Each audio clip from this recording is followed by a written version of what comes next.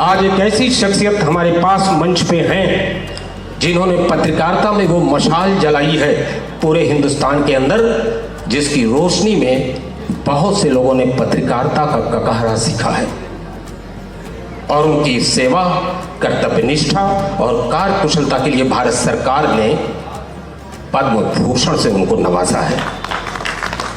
मैं इस अवसर विशेष पे श्री राम बहादुर राय भैया जी को आमंत्रित करता हूं कि वो अपनी बात हम लोगों के बीच रखें। मान्यवर रविंद्र जायसवाल जी, इतिहासकार डॉक्टर हामिद आफाक कुरैशी जी, इस सभा के अध्यक्ष बौद्ध संत डॉक्टर के श्री सुमेध तेरो जी, प्रदीप नारायण सिंह जी, राकेश जी और मित्रों, ये अवसर मैं समझता हूँ कि कई मायने में बहुत बनारस के लिए और पूरे देश के लिए अत्यंत महत्वपूर्ण है। इसका महत्व ये है कि केवल यह नहीं है कि एक हम 365 दिन का क्रांतिकारियों के विवरण का कैलेंडर जारी कर रहे हैं, इसका महत्व दूसरे तरह से है, जिसके बारे में मुझसे पहले भी और मेरे बाद भी लोग बोलेंगे। मैं आपको बताऊं कि जो बाबू जगत सिंह पर पुस्तक आई है, पहले अंग्रेजी में बाद में हिंदी में, यहाँ जो लोग भी बैठे हैं उनसे मैं कहना चाहूँगा कि उस पुस्तक को पढ़ें। हालांकि वो पुस्तक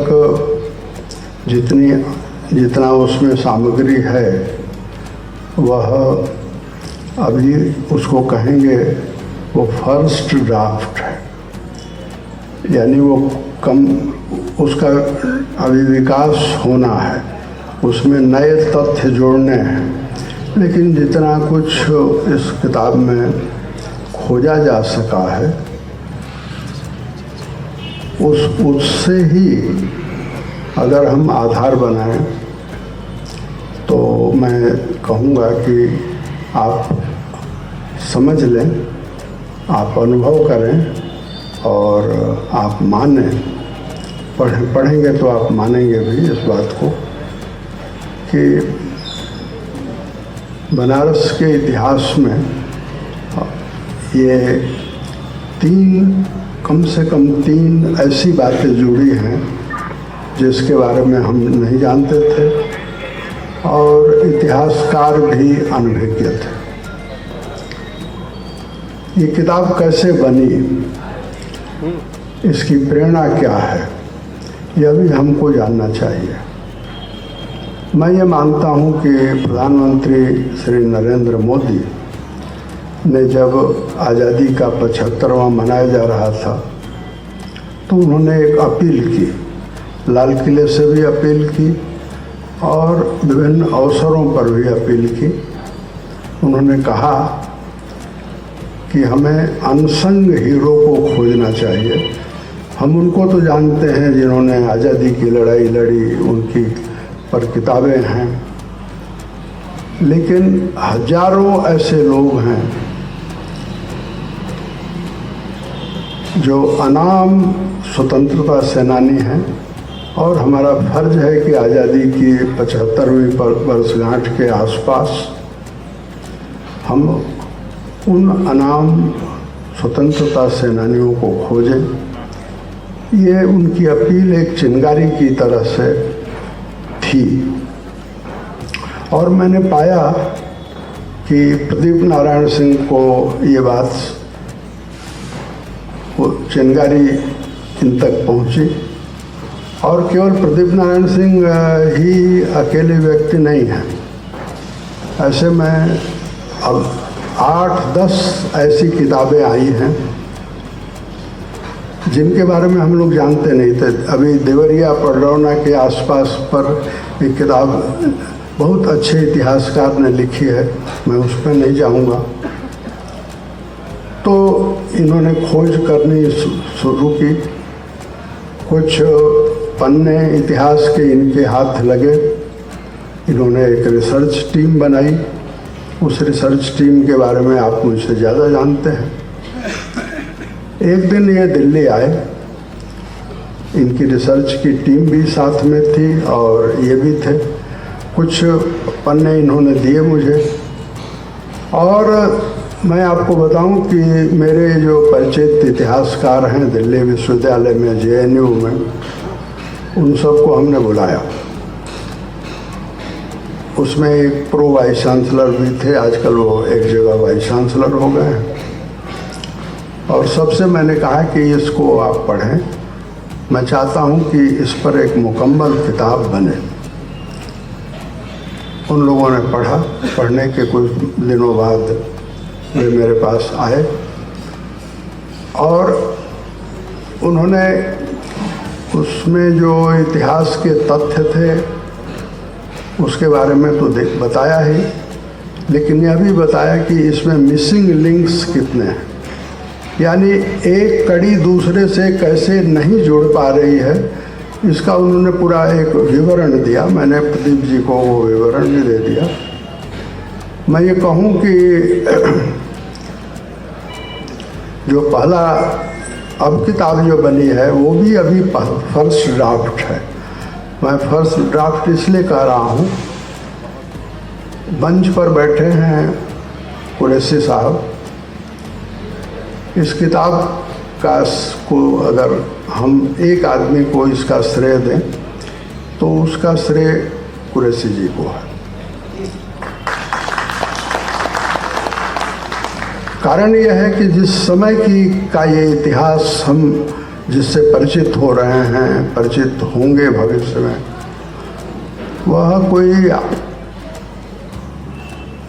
1857 और 1947 के बीच का इतिहास नहीं है। 1857 और 1947 के बीच के इतिहास में भाषा की समस्या कम है, लेकिन 1857 से पहले के इतिहास में अगर आपको फारसी नहीं आती है तो आप इतिहास की तह में जा नहीं सकते। और कुरैशी साहब को फारसी आती है। मेरी और इनकी उम्र करीब करीब 7 है। हम दोनों ऊपर जाएंगे 7, ये मैं नहीं जानता, लेकिन मैं ये जानता हूँ कि हमारी उम्र और इनकी करीब करीब 80 के आसपास है।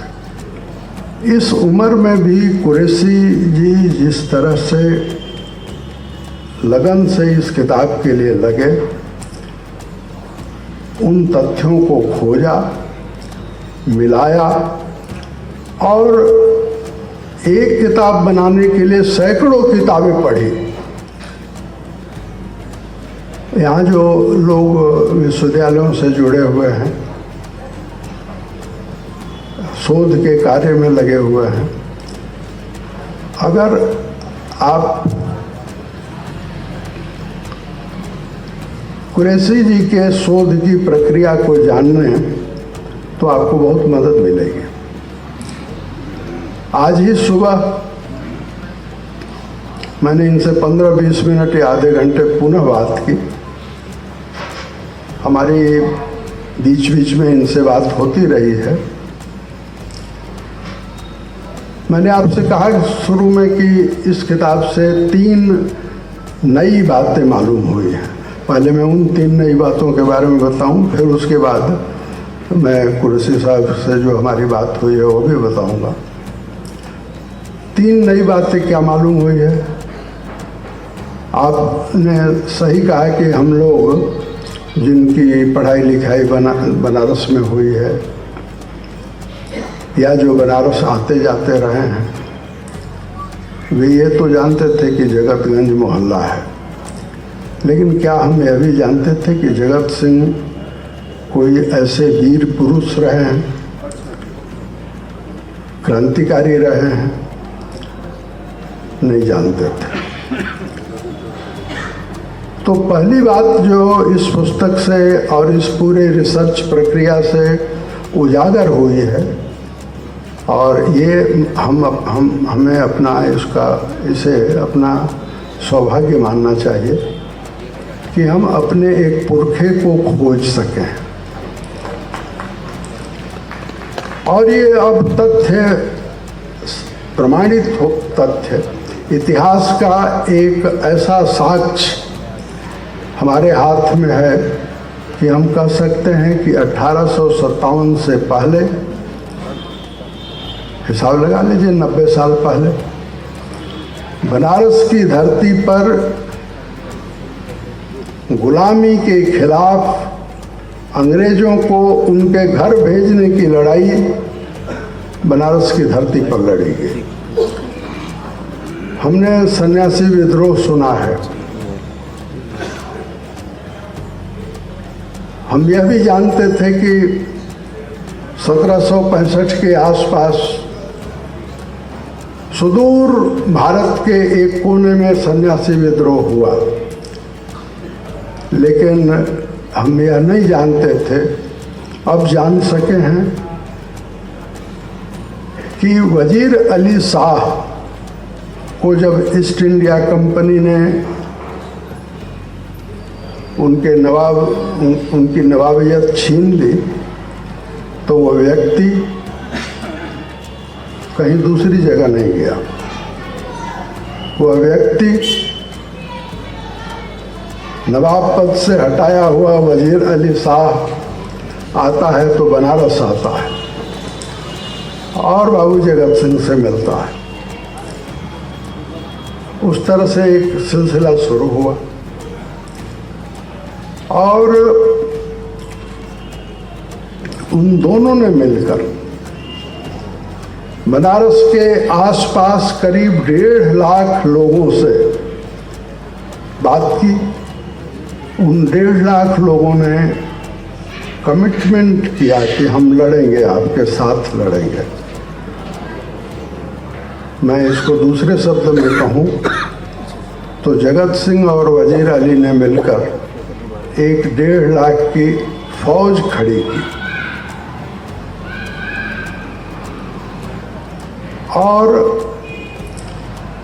तो ये जो पहली बात मालूम होती है कि 1857 से पहले आज़ादी की पहली लड़ाई बनारस की धरती पर लड़ी गई, ये इस पुस्तक से मालूम होता है।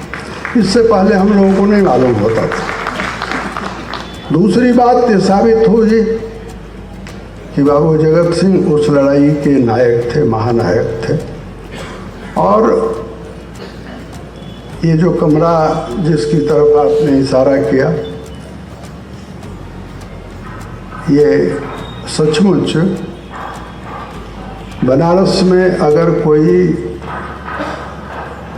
राष्ट्रीय स्मारक बनाने की बात चले तो ये कमरा बनारस में भारत का राष्ट्रीय स्मारक होना चाहिए।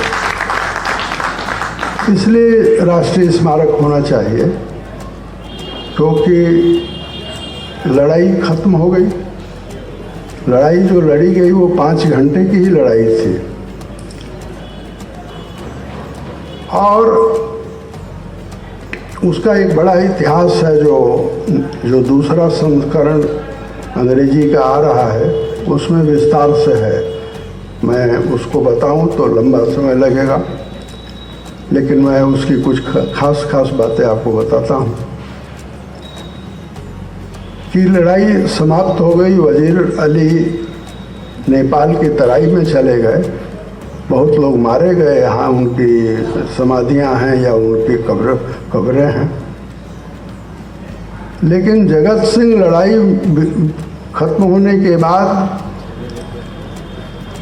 वजीर अली की तरह से छिपकर नेपाल की तराइयों में नहीं गए। यह उनकी बहादुरी का, उनके साहस का और बनारसीपन का ये उदाहरण है कि वो उठ करके आकर इस कमरे में आ गए और जिस तरह से अपनी जागीरदारी चला रहे थे उस तरह से उन्होंने अपनी जागीरदारी चलानी शुरू की बेखौफ।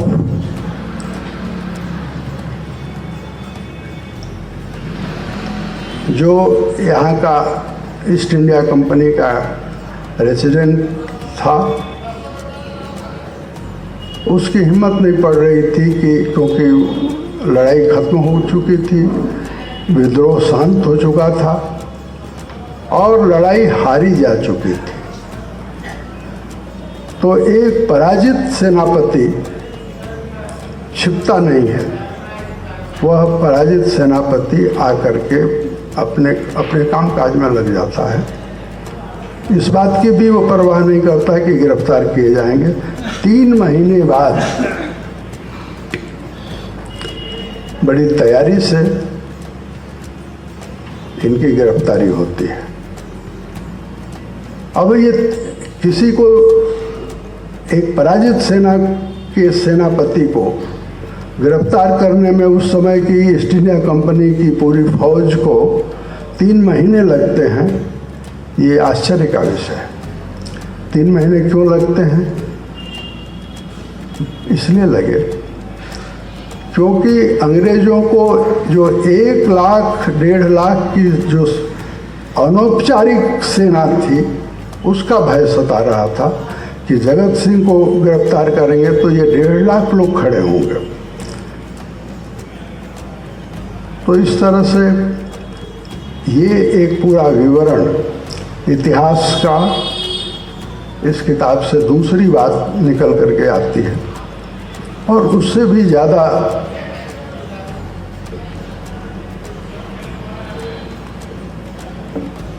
महत्वपूर्ण तीसरी बात है। सारनाथ आज एक अंतर्राष्ट्रीय बौद्ध स्थान है। पूरी दुनिया जानती है कि जब महात्मा बुद्ध को या सिद्धार्थ गौतम को जब ज्ञान हुआ तो वो निकले और सारनाथ आए। हम ये भी जानते हैं कि जब उनको ज्ञान या बोध प्राप्त हुआ तो उन्होंने खीर खाई थी, और खीर खाना उनके जो 5 साथी थे उन्होंने उनका पतन माना, तो उनका साथ छोड़ दिया।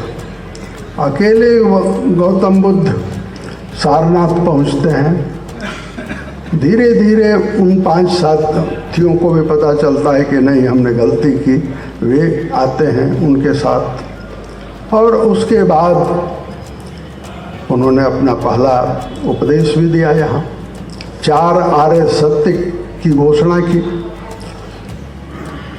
वह सारनाथ इतिहास के अज्ञात कहीं किसी कोने में पड़ा हुआ था। कोई नहीं जानता था कि सारनाथ वह स्थान है जहाँ गौतम बुद्ध आए।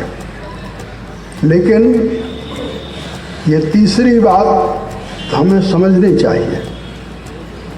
लॉर्ड कर्नवालिस से जगत सिंह की लंबी बात होती है कलकत्ता में, और वह आश्वासन देता है कि आप राजा बनेंगे।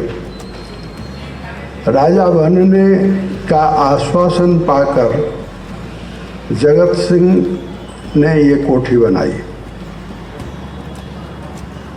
और इस कोठी को बनाने के लिए उनको पत्थर चाहिए थे, उनको और सब सामान चाहिए थे।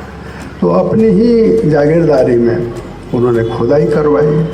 उस खुदाई से सारनाथ में बौद्ध की वो मंजूषा मिली जो जिससे ये प्रमाणित हुआ कि ये बौद्ध स्थान है। फिर बाद में भी खुदाइयाँ हुई हैं, लेकिन ये जो खुदाई हुई वो 1787 में हुई, लेकिन वहाँ पत्थर कुछ और लगा था। तो तीसरी जो महत्वपूर्ण बात, अब आर्कियोलॉजिकल सर्वे ऑफ इंडिया ने बाकायदे पत्थर बदला है, लेकिन उसमें भी अभी बहुत गलतियां हैं, वो भी सुधारी जानी है, क्योंकि कई चीज़ें अभी भी खोजी नहीं जा सकी। जैसे यह खोजा नहीं जा सका है कि बाबू जगत सिंह का चेहरा मोहरा कैसा था। उनकी का व्यक्तित्व कैसा था। और नहीं खोजा जा सका है कि इनकी खुदाइयों में जो पत्थर मिले, उन पत्थरों का कहाँ कैसे इस्तेमाल हुआ, यह भी नहीं खोजा जा सका है कि अंग्रेजों ने क्या क्या नष्ट किया।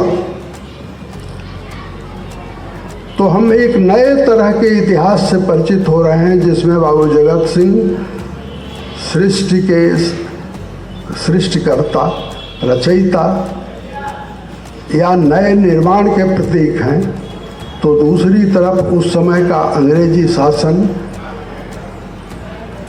इतिहास के साक्ष्य को ध्वंस करने का प्रतीक है। जो लोग ये मानते हैं कि अंग्रेजों ने हमको सभ्य बनाया, हमको इतिहास की समझ दी,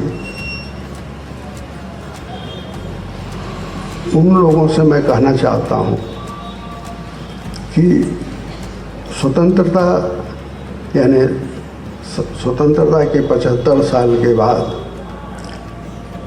हमको ये मान लेना चाहिए कि अंग्रेजों ने भारत को सभ्य नहीं बनाया, हमसे उन्होंने कुछ सभ्यता सीखी, हमसे कुछ उन्होंने संस्कार सीखे।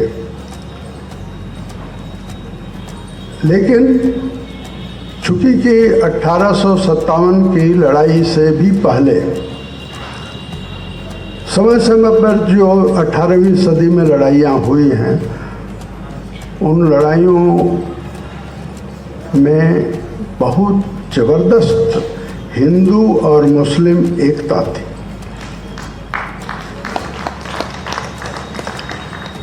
बाबू जगत सिंह के नेतृत्व में भी जो लड़ाई लड़ी गई वो हिंदू मुस्लिम एकता के बल पर लड़ी गई। लेकिन जो चीज़ें नष्ट कर दी गई हैं उसके प्रमाण खोजे जाने हैं, और नष्ट करने वालों में डंकन भी है, नष्ट करने वालों में उस समय का शासन भी है। अभी जैसे इन लोगों की रिसर्च टीम वरुणा के पुल के नीचे वरुणा की धारा को मोड़ने के लिए जो उन्हीं पत्थरों का इस्तेमाल किया गया है जो पत्थर जगत सिंह की खुदाई से, जगत सिंह के प्रयासों से निकला था, और वो सारे रिकॉर्ड अभी खोजे जाने हैं। लेकिन जितनी बातें हमको मालूम हो गई है वो हमारे लिए उपलब्धि है और प्रेरणा है। बनारस के इतिहास में ये बातें जुड़ती हैं। जुड़ती ये भी है कि ये सर्वधर्म समभाव की लड़ाई थी। हमें ये जानना चाहिए कि ऐसी लड़ाइयाँ जब जब हुई हैं और हमको बड़ी सफलता मिली है, तो ये मिली जुली ताकत से मिली है। उसी तरह से मैं अपनी बात समेटने की कोशिश कर रहा हूँ कि इस तरह के रिसर्च का काम जगह जगह हो रहा है।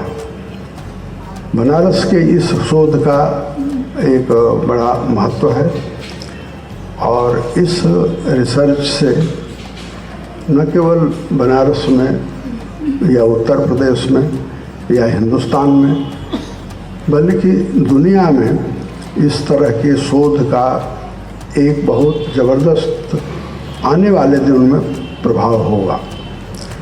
और ये बात हम जान सकेंगे कि अंग्रेज लुटेरे थे जो खुदाई के दौरान बौद्ध की या बुद्ध की मंजूषा मिली, तो आप सब जानते हैं कि भगवान बुद्ध की इस देश में उनके निधन के बाद उनका शरीर छूटा है 80 साल की उम्र में। उनके शरीर छूटने के बाद उनके परिवार के लोगों ने उनकी अस्थियों के 8 मंजूसाएं बनाई। उसमें से एक मंजूसा सारनाथ में थी। अभी जो एक मंजूसा जो नीलामी हो रही थी, प्रधानमंत्री के हस्तक्षेप से वो मंजूसा वापस आई है, बाकायदे दिल्ली के राष्ट्रीय संग्रहालय में रखी गई है। बाकी मंजूसाएं अपनी अपनी जगहों पर हैं, उसके विवरण में मैं नहीं जाता। मैं आप सबको बताना ये चाहता हूँ कि सारनाथ में जो मंजूसा मिली थी, उस मंजूसे का जो कवर है वो तो कलकत्ता के राष्ट्रीय संग्रहालय में है, मंजूसा गायब है। और वो सारी मंजूसाएं रत्न जटित मंजूसाएं हैं, वो गायब है। खोज किया जाना चाहिए और ये भारत सरकार की भी जिम्मेदारी है कि खोजा जाना चाहिए। और ये दो सरकारों के बीच में जब इस बारे में बातचीत होगी, ब्रिटेन की सरकार और भारत की सरकार, तो खोजा जाएगा। और बहुत संभावना है, मुझे संदेह है कि डंकन वो व्यक्ति होगा जिसने उस मंजूसा को चुराया और लंदन ले गया।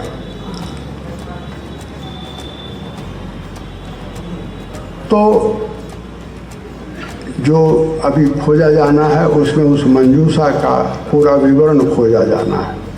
जो खोजा जाना है वह अब कुरैशी जी की कोशिश से, इनके स्वाध्याय से, इनके फारसी के विशेषज्ञता से हमने ये तो पा लिया है कि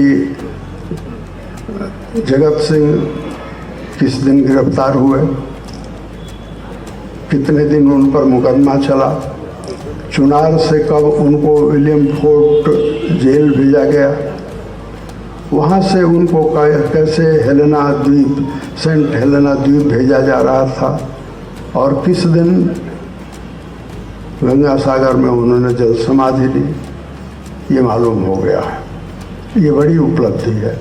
लेकिन जो मालूम नहीं हो सका है वो ये कि उनकी रवानगी की के लिए जो रजिस्टर रहा होगा, उस रजिस्टर पर उनके बारे में लिखा गया होगा।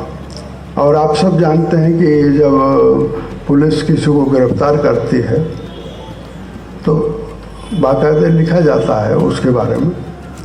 तो उसी तरह से वो रजिस्टर गायब है, यानी हमें खोजना है। इस तरह से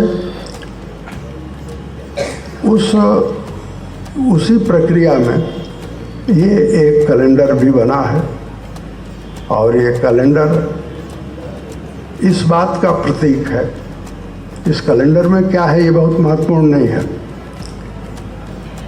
इस कैलेंडर में किन क्रांतिकारियों का विवरण है ये बहुत महत्वपूर्ण नहीं है, क्योंकि ये बहुत किताबों में उपलब्ध है। कैलेंडर अपने आप में इसलिए महत्वपूर्ण है क्योंकि जब गंगा गंगोत्री से चलती हैं और अनंत प्रवाह उनका चलता रहता है, तो उनका लक्ष्य होता है गंगा सागर। और इसलिए घाट बनते हैं, बनारस में भी घाट है, प्रयाग में भी घाट है। ये घाट क्यों बनते हैं? घाट इसलिए बनते हैं क्योंकि गंगा के किनारे उस स्थान पर आकर कोई अनुभव करता है कि हम यहाँ आए हैं, हमारा जीवन धन्य हुआ है, क्योंकि हम अब तीर्थ पर आए हैं। तो इस तरह के कैलेंडर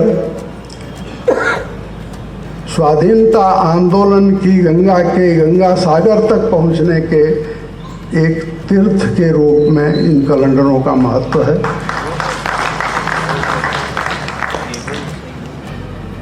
इस तरह के कैलेंडर एक उस चेतना को प्रवाहित करेंगे जिसमें नई पीढ़ी, पुरानी पीढ़ी सब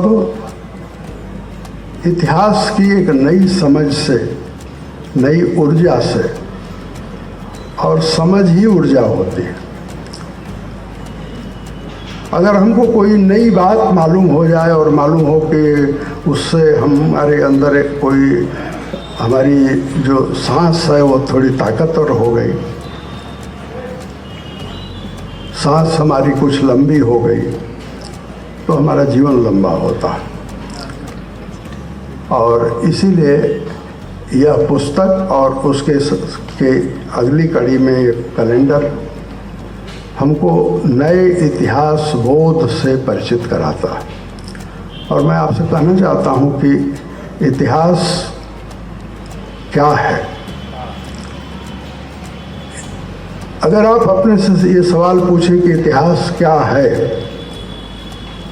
और पुस्तकालयों में खोजें कि इतिहास क्या है, तो इतिहास क्या है, इतिहास दर्शन क्या होता है, इस पर बहुत किताबें हैं। जब मैंने इतिहास के बारे में कभी सोचना शुरू किया तो मैंने पाया, और मैं वही कह करके अपनी बात आप समाप्त करूंगा, कि इतिहास वर्तमान से अतीत को जोड़ता है और भविष्य की दृष्टि देता है। और जब हम अपने इतिहास से परिचित होते हैं तो केवल इतिहास से परिचित नहीं होते। जैसे बाबू जगत सिंह के पूरे प्रकरण से परिचित होने के बाद बनारस का हर व्यक्ति ये महसूस करेगा कि हम एक विस्तृत इतिहास के अंग हैं, और यही भारत को शक्ति देता है, भारत के नौजवान को शक्ति देता है। भारत के भविष्य का जो सूरज है वो जरा ऊपर चमकेगा, सीधा चमकेगा, इसका आश्वासन भी देता है। क्योंकि प्रधानमंत्री नरेंद्र मोदी की अपील के बाद हम लगातार अपने विस्तृत इतिहास से परिचित हो रहे हैं, संक्षिप्त इतिहास से नहीं, विस्तृत इतिहास से। और वो विस्तृत इतिहास से जिस दिन विराट रूप में हम परिचित हो जाएंगे तो हम पाएंगे कि हमारा इतिहास 1 लाख 1.5 लाख साल पुराना है, 10-5 हज़ार का नहीं।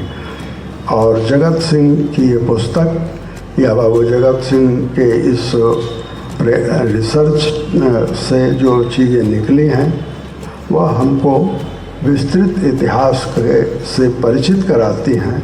यही इसकी सार्थकता है। और इस कार्य में जो लोग लगे हुए हैं मैं उनको बधाई देता हूँ, और ये भी कहना चाहूँगा कि जब तक यह काम पूरा ना हो तब तक आप लगे रहिए। और मुझे विश्वास है कि प्रदीप सिंह जिस लगन से इस काम में हैं, तो एक नया उदाहरण भी प्रस्तुत हुआ है। इन्होंने भारत सरकार से कोई पैसा नहीं मांगा है, राज्य सरकार से कोई पैसा नहीं मांगा है। इनकी जेब में जो पैसा है उसको लुटाने के या उसको सही जगह लगाने का इन्होंने संकल्प लिया है, और उस तरह से ये एक पुस्तक आई है। दूसरा जो संस्करण अंग्रेजी का आ रहा है वो और समृद्ध है, और उसी का फिर हिंदी में अनुवाद भी आएगा, फिर उससे छोटी छोटी किताबें भी बनेंगी, और एक विस्तृत साहित्य भी बाबू जगत सिंह के इर्द गिर्द खड़ा होगा। जो कोई कवि होगा तो कविताएं रचेगा, कोई उपन्यासकार होगा तो जगत सिंह पर उपन्यास लिखेगा, कोई डॉक्यूमेंट्री बनाएगा। ये सिलसिला अभी शुरू हुआ है, अंत नहीं हुआ है। ये सिलसिला चलेगा, और ये जितना लंबा चलेगा उतना ही दरअसल हम मानेंगे कि हमने सार्थक काम किया। इसलिए मैं इस रिसर्च टीम को, प्रदीप सिंह को, कुरैशी साहब को खास तौर पर बधाई देकर अपनी बात पूरी करता हूँ।